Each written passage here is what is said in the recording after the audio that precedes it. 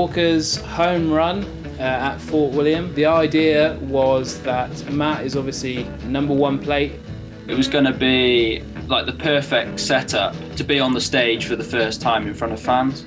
It would have been a really cool moment for me and in my career to be able to race an Elite World Cup at Fort William with the #1 plate. Combination of Matt being a British rider, he was going to have the #1 plate and he would have been racing in front of a home crowd.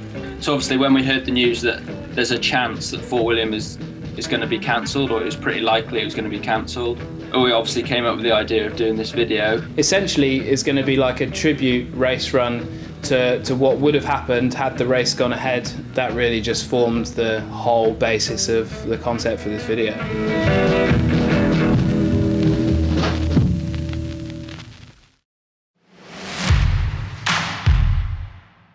It was quite apparent when we were driving up through how quiet the roads were, and especially driving between Glasgow and up to Fort William. We really wanted to have it so that it looked like Matt was up there on his own. I was pretty excited for doing something and just going up there, and especially going to Fort William, because straight away I kind of thought that obviously no one had really done it before. And just to go up there and just almost pay tribute to the race not happening, I think it's quite a cool thing to do. I learned a few things. I know how to start and stop the gondola now, and I've been in the gondola when it's on reverse, so I've been coming into the bottom backwards. The guys at Nevis Range were really helpful. You know, opened up the track for us and gave us lifts up the hill. Couldn't really have done this without them, because I think pushing all the way up Fort William 4 days in a row or whatever without the use of the gondola would have been really difficult. Thanks to them.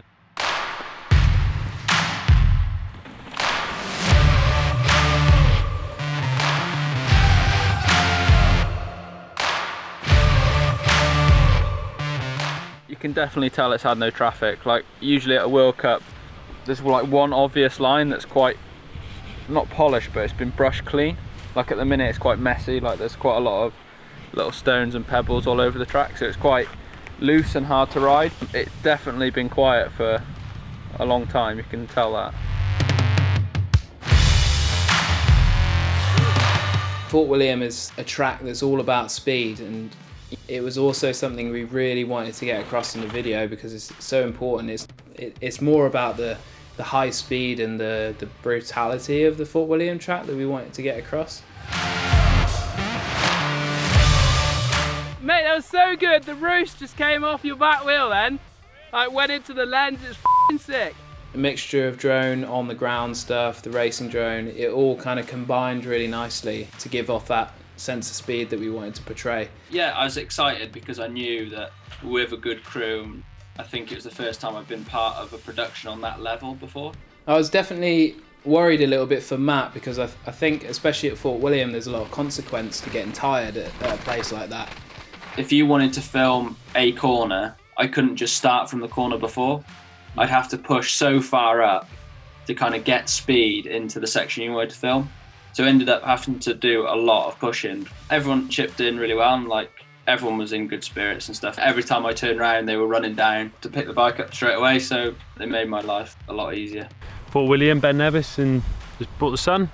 Immensely fortunate, I think. Have an absolute blast. I got sunburnt on the hill, which was a bit of a shock. So on this shoot we had Nico, who came up and he was on the Steadicam, and he also brought up his racing drone.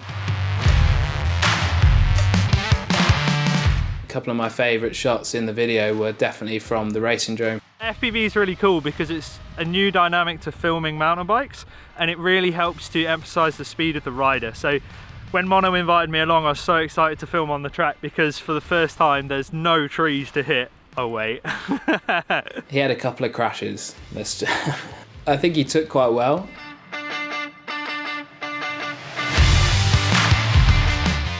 Just the mount. Luckily we have 2 spares.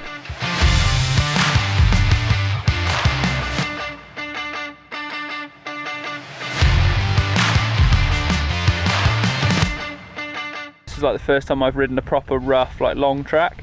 I know I'm only sectioning it, but you're kind of getting a good feel for what the bike's doing over the terrain. And to be fair, I'm pretty impressed. It does feel really nice. You know, it's easy to puncture there or have a mechanical I mean, you're stuck on the mountain, you're at least an hour's walk, aren't you, from the van and from spares and stuff. So no, it was all good. We had no problems. Really cool opportunity for me and a really cool video that we've produced. And I can be proud of the work we've done. For me, it's something to look back on in future years, you know, when it's all said and done, and I'm chatting to my kids and my grandkids about how cool I used to be. So you'll still be strapping on the number 1 plate at the first race, but it won't be Fort William, it'll be in Leogang. So are you looking forward to that? And do you think it'll still be almost as good a feeling as if it had been at Fort William? Yeah, it'll be a special one, mate, for sure. At the end of the day, everyone's points get 0, don't they? At the first round. So I don't feel any expectation for me to do anything different than I did last year, really. I've taken my wing mirrors off and I'm really looking forward. So yeah, all that's left to say now is if you haven't already watched the video, then head over to YouTube, have a watch, and I hope you enjoy it.